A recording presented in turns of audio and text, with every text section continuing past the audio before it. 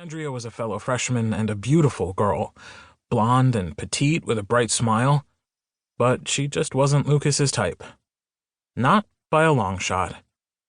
He'd dated girls before, and he knew plenty of them found him attractive, but he wasn't sure why. He had no fashion sense to speak of, and although he was almost 6 feet, he didn't have bulging muscles like Sam and the other athletes. Yet the other day he'd overheard Andrea and her friend cooing about his golden hair and sparkling green eyes, like emeralds. Vast exaggerations. Unfortunately, he didn't find women attractive, at least not in the way they found him. "Oh, I've got a really bad headache. I'm just going to get some air." Wait, would she think that was an invitation to go make out? He blurted, "Alone." Her face fell just a fraction before she smiled again. "Sure, I understand. Feel better. And Merry Christmas if I don't see you again tonight." "Right, you too, thanks."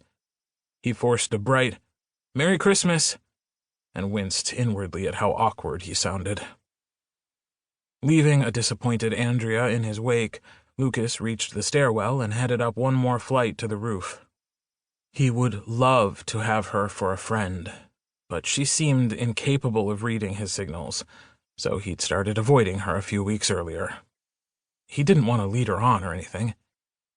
He'd briefly considered dating her so he could meet some other people, but he'd sworn when he left Michigan he'd stop pretending. Besides, it would be a dick move to date Andrea knowing he was using her. He had to come out and start being himself, whoever that was. All signs point to being a total loser, he thought, cursing himself. He was too chicken shit to join the campus gay association, so now he didn't date women or men. He told himself it would be his New Year's resolution to have the balls to join the club and at least meet some other LGBT people. Joining would make it official. Still a bit of a scary prospect. Frigid night air greeted him as he pushed the door open. A group of 5 or 6 people huddled together nearby, puffing away on cigarettes. Lucas nodded to them and walked to the other side of the roof, which was usually deserted. Leaning against the waist-high brick wall, he peered out, his breath clouding in front of his face. He knew being antisocial wouldn't help him fit in at Brookfield, but parties made him stupidly anxious. What if he said the wrong thing? He was terrible at small talk. Plus, he looked like he was having a seizure when he danced, and he hated loud music and having so many people around. Maybe he could just tell Andrea he was gay, and she would be cool with it and they could hang. But what if she wasn't cool with it? His stomach clenched. What if she told everyone and Sam freaked out?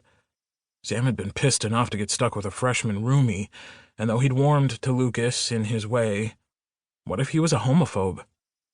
Lucas hadn't heard him using any slurs, but thanks to his father's job in sales for Ford, Lucas had moved around a lot over the years and never made lasting friends. He'd hoped college would change that, but so far, not so much.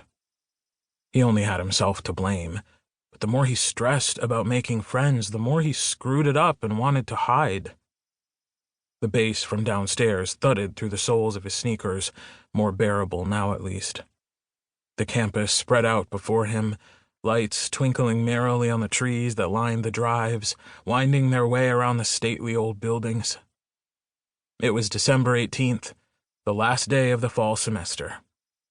Lucas was fairly confident he'd done well on his last exam, organic chemistry, and he had hoped Sam's parents would have already picked him up. Sam lived in New York City, a few hours away from the tiny town in upstate New York that was home to Brookfield. Lucas wanted nothing more than to relax in his room and have an early night after being up late studying for the past 2 weeks. Clearly, he'd have to wait until tomorrow when the campus emptied to get some peace and quiet.